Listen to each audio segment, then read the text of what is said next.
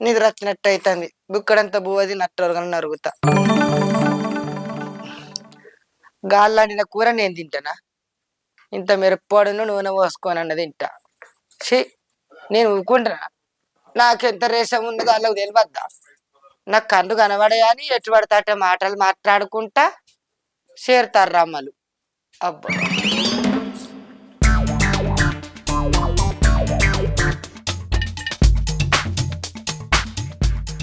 అబ్బా మా చిన్న కోడలు అయితే ఆవు తినలేదు రేషగల్లది అన్న బిడ్డ మరి మా మేనత్తాని ఇంత ఓపిక లేదు మనలేదు నా మొగడు ఒక్క మాట అంటేనే నేను నా పోరగా పట్టుకొని వచ్చి నా తల్లిగారి ఇంటికాడ బతుకుతున్నా గంట రేషం నాది ఆ ఇంకా మీరు వండి పెట్టిన బువ్వ తినుకుంటా మీరు అన్న కొద్ది పడతానే నాకేం బాధనే ఉపాసం ఉండి కారం అన్న పోసుకొని తింటే గాని